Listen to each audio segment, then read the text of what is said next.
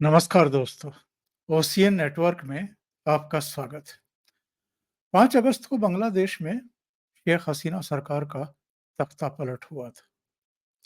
उसके बाद से हमारे देश के भीतर भी और अंतर्राष्ट्रीय स्तर पर भी कई तरह की चर्चाएं इधर भारत को लेकर के चलनी शुरू हुई हैं।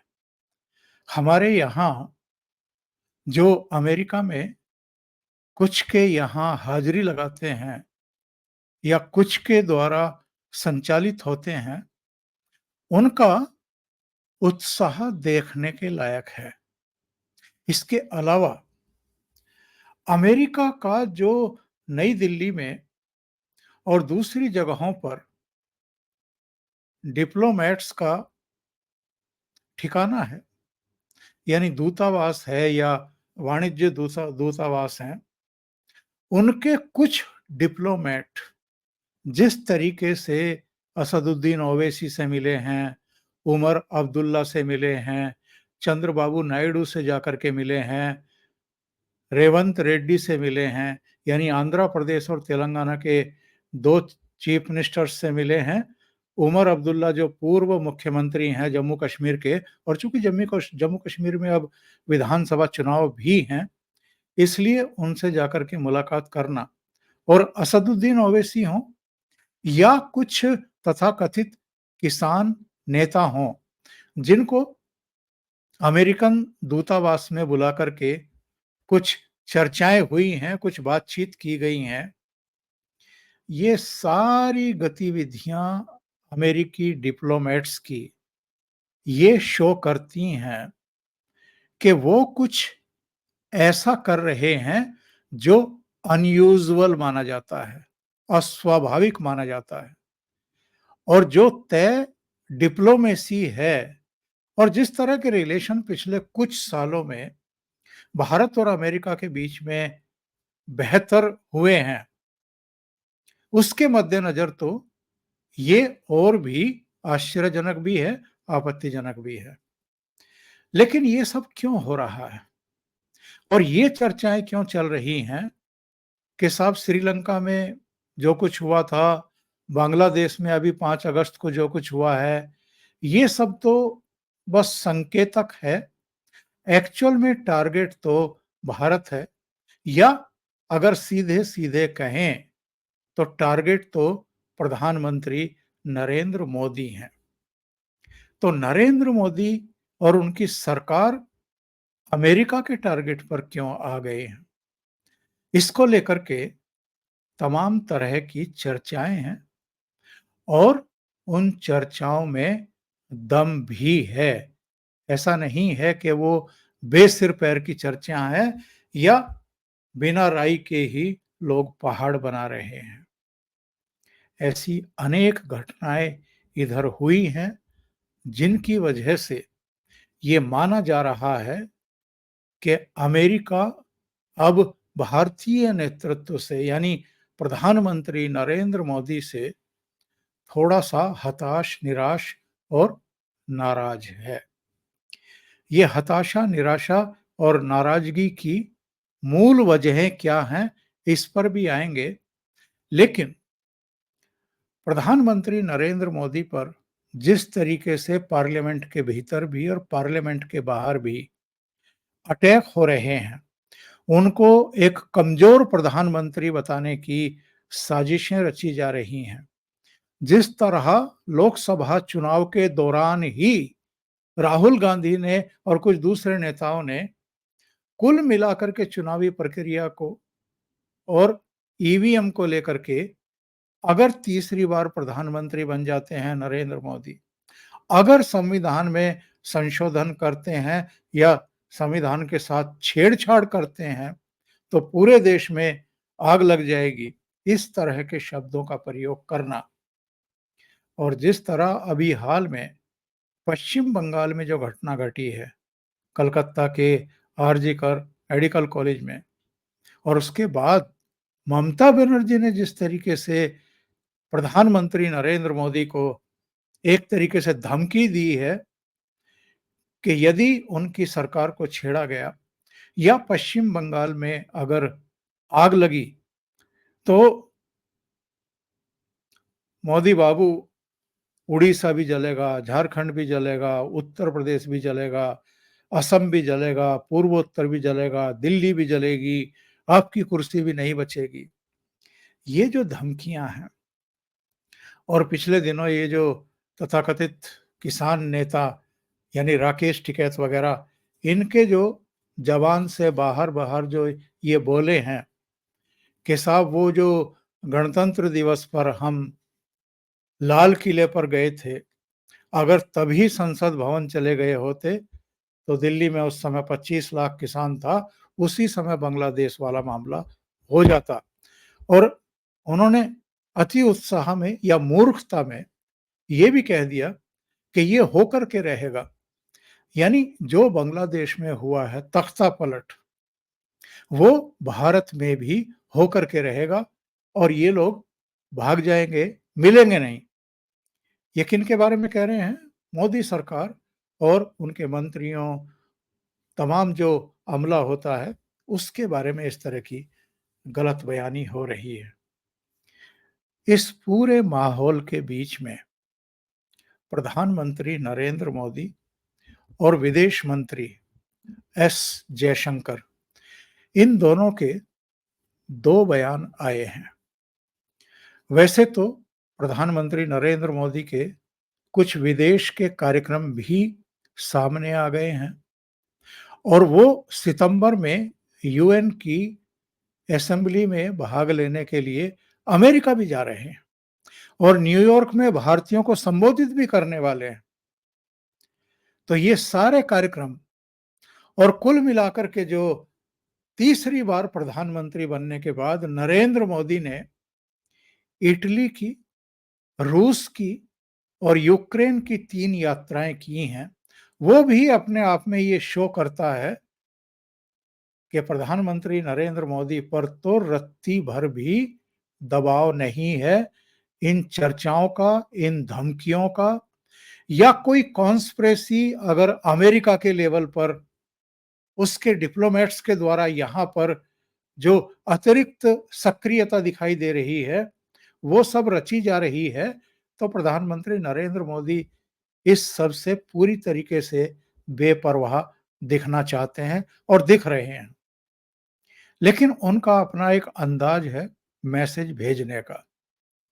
जो लोग उनको कमजोर प्रधानमंत्री बताने की कोशिश कर रहे हैं, जो लोग बांग्लादेश जैसी अराजकता, सड़कों पर नंगा नाच, यहां दिल्ली में या भारत में देखने की हसरत पाले हुए हैं, उनको प्रधानमंत्री नरेंद्र मोदी ने एक संदेश भेज दिया है।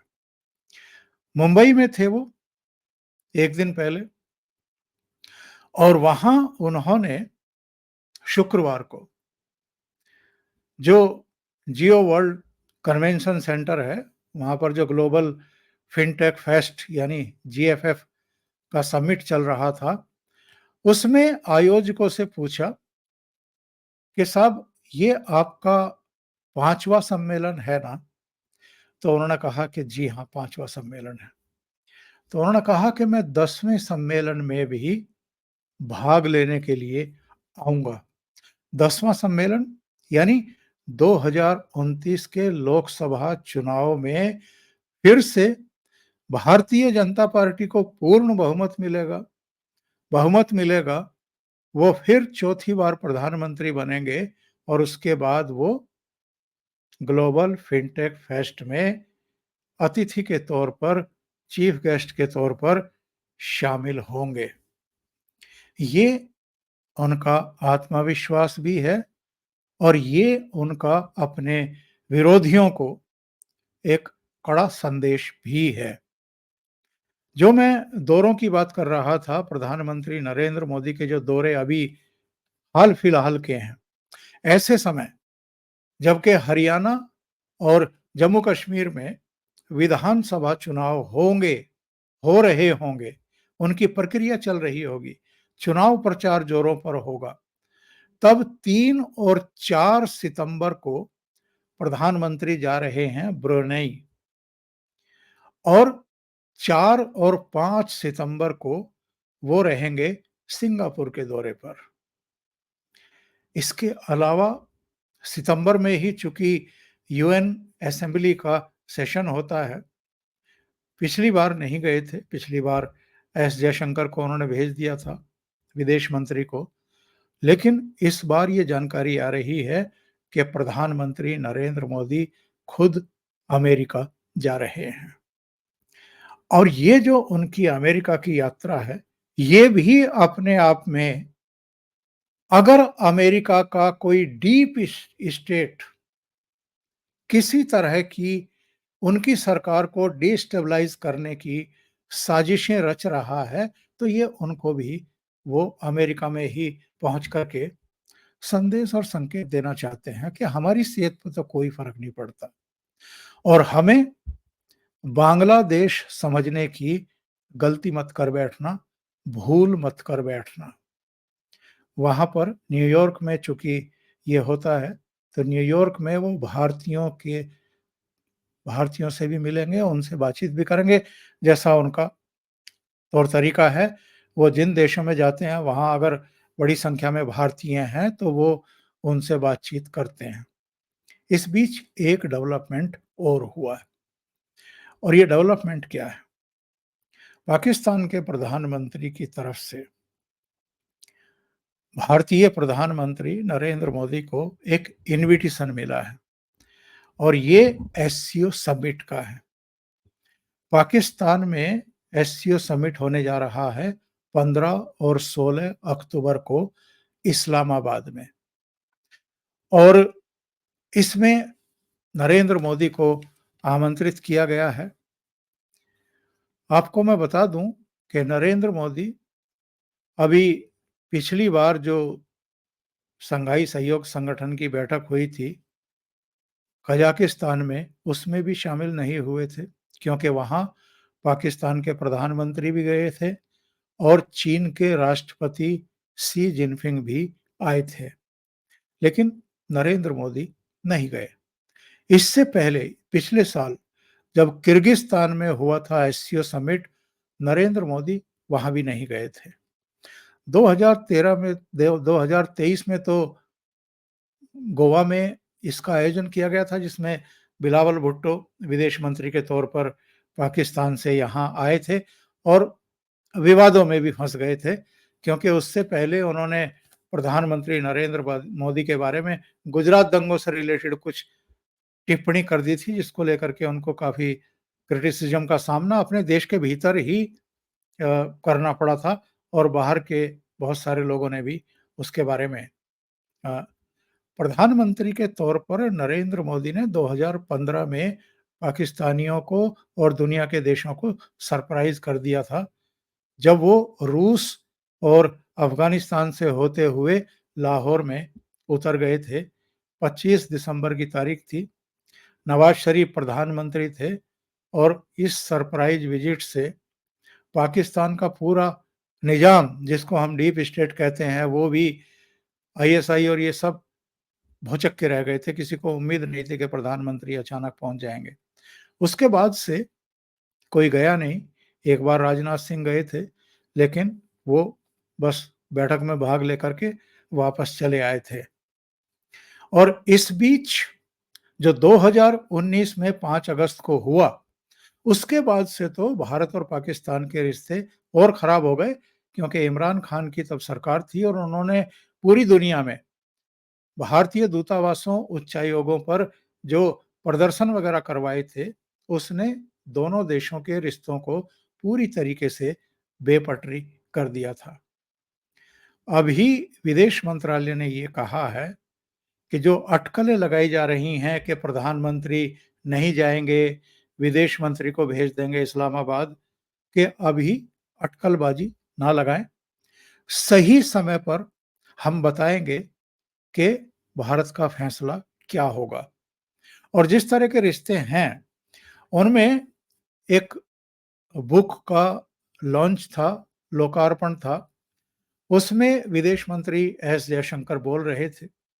उनसे पाकिस्तान और भारत के रिलेशनशिप को लेकर के, टॉक्स को लेकर के सवाल पूछे गए तो उन्होंने सीधे शब्दों में ये कहा कि दुनिया भर में देख लीजिए, केवल भारत और पाकिस्तान, भारत और बांग्लादेश या भारत और नेपाल और आसपास के देशों की बात नहीं है, दुनिया भर में देख लीजिए, जो पड़ोसी होते हैं, उनके साथ किसी भी देश के संबंध एक जैसे नहीं होते हैं, नॉर्मल नहीं रहते हैं, तनाव रहता ही है किसी न किसी मुद्दे को लेकर के।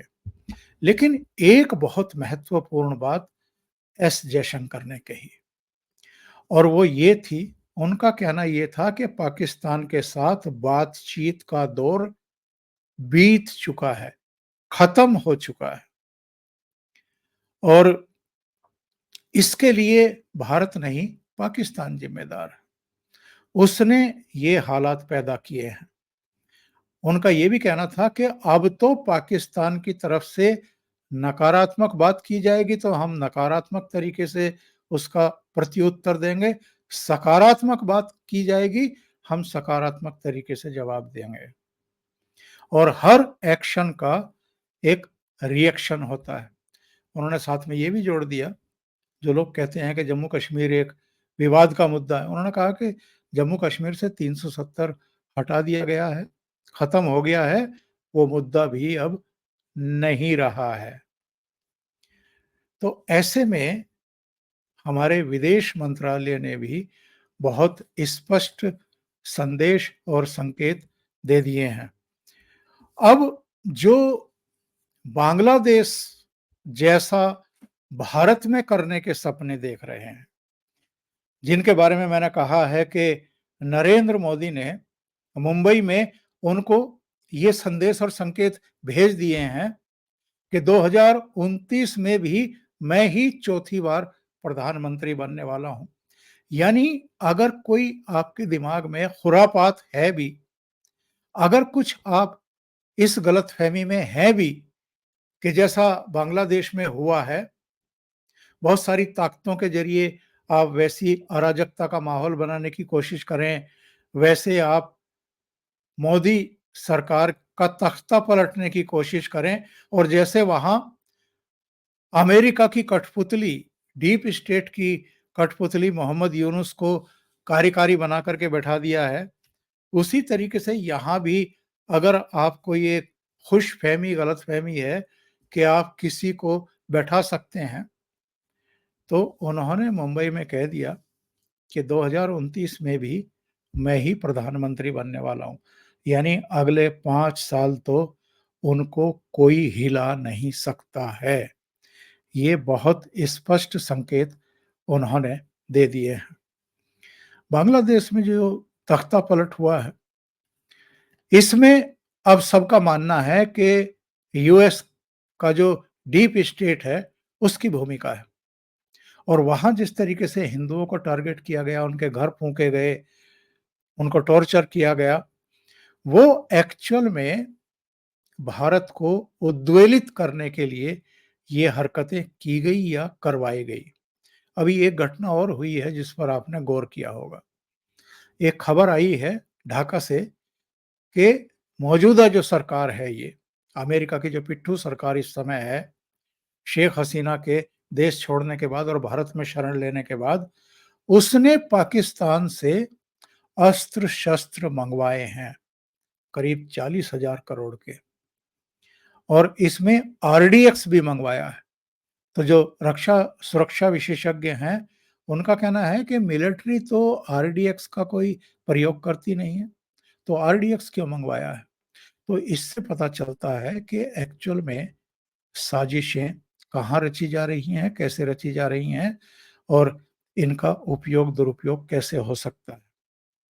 अब सवाल ये है कि अमेरिका का डीप स्टेट अगर भारत में कुछ गड़बड़ी करना चाहता है, कराना चाहता है, अराजकता का माहौल बनाना चाहता है, तो टूल क्या है उसके, तरीके क्या हैं? तो ये जो फर्जी किसान हैं, उनको आगे ला सकते हैं। ये जो जातीय जनगणना की बात करके समाज में तनाव पैदा करने की कोशिश हो रही है, ये जो टुकड़े-टुकड़े गैंग के लोग हैं, उनको, ये जो हिंडनबर्ग वाली जो मशीनरी है वो, जो एनजीओ और जो वो शाहीन बाग वाला पूरा गिरोह है वो, और जॉर्ज सोरोस से लेकर के जो दूसरे तमाम जितने भी दृश्य अदृश्य ताकतें हैं, कट्टरपंथी हैं, जैसे मैं अभी ज़िक्र कर रहा था कि असदुद्दीन ओवैसी से जाकर के अमेरिका के डिप्लोमेट मिल रहे हैं। इन सबको चाबी भरी जाएगी और उनको सक्रिय करके वैसी ही स्थितियाँ पैदा करने की कोशिश की जाएगी। इधर क्या हुआ है, अमेरिका का जो दूतावास है, उसने कुछ मीडिया इन्फ्लुएंसर्स को बुलाया, कुछ दूसरे लोगों को बुलाया, किसानों के कुछ तथाकथित प्रतिनिधियों को बुलाया, उनसे मुलाकातें की हैं, वर्कशॉप वगैरह की गई हैं, और जो अमेरिका का नैरेटिव है, जो उसके विचार हैं, उनको आगे बढ़ाने के लिए उनसे अनुरोध किया है। एक्चुअल में जिस तरीके से बांग्लादेश में एक नैरेटिव चलाया गया था तख्तापलट से पहले, जिसमें अमेरिका की तरफ से भी एक बयान आया था, और वो ये बयान था कि साहब, बांग्लादेश में ठीक है कि शेख हसीना फिर से चुनी गई हैं, लेकिन निष्पक्ष तरीके से चुनाव नहीं हुआ है, चुनाव की प्रक्रिया जो है वो दोषपूर्ण है। तो ऐसा ही जैसे ईवीएम के बारे में, चुनाव की प्रक्रिया के बारे में, चुनाव आयोग के बारे में जिस तरह की बातें यहाँ की जाती हैं, और अलग-अलग वर्गों को लेकर के जिस तरह की आक्रामक और भड़काऊ, उकसाऊ बयानबाजी यहाँ होती है, उसके ज़रिए यहाँ एक वातावरण बनाने की कोशिश की जाएगी। एक्चुअल में नरेंद्र मोदी से अमेरिका इसलिए चिढ़ा हुआ है क्योंकि अमेरिका के इशारे पर मोदी ने काम करने से इनकार कर दिया, और अगर सीधे सच्चे शब्दों में कहें तो अमेरिका की कठपुतली बनने से साफ-साफ इनकार कर दिया। नरेंद्र मोदी ने जो रूस की यात्रा की, पहली आधिकारिक यात्रा तीसरी बार प्रधानमंत्री बनने के बाद, और उस पर जिस तरीके से अमेरिका के विदेश विभाग ने टिप्पणियां की, भारत में जो दूतावास है, इसके जो राजदूत हैं, उनकी तरफ से, कुछ दूसरे डिप्लोमेट की तरफ से, यूरोपियन कंट्रीज की तरफ से जिस तरह के रिएक्शन आए, उससे पता चलता है कि रूस की यात्रा और पुतिन से गले मिलना, कई समझौतों पर हस्ताक्षर करना, इसके बाद यूक्रेन जाना, वहाँ के राष्ट्रपति से मुलाकात करना और युद्ध खत्म करवाने की दिशा में प्रयासरत रहना, ये सब चीज़ें अमेरिका को पच नहीं रही हैं। और उसको ये गलतफ़हमी है कि वो जैसे बांग्लादेश में उसने किया है, ऐसे वो भारत में भी कर सकता है। और नरेंद्र मोदी ने एक तरीके से शुक्रवार को यही संदेश और संकेत अमेरिका को भेज दिया है कि बांग्लादेश समझने की भूल मत कर लेना भारत को। अभी के लिए इतना ही। बहुत-बहुत धन्यवाद। अगर आपको ये चैनल और इसके कंटेंट पसंद आ रहे हैं, तो लाइक करें, कमेंट करें, वीडियो को शेयर भी करें। अभी तक अगर आपने ये चैनल सब्सक्राइब नहीं किया है, तो सब्सक्राइब कर लें और साथ में लगे बेल आइकॉन को दबा दें, ताकि आगे आने वाले वीडियो और उनके नोटिफ़िकेशन आप तक पहुँचते रहें। बहुत-बहुत धन्यवाद। नमस्कार।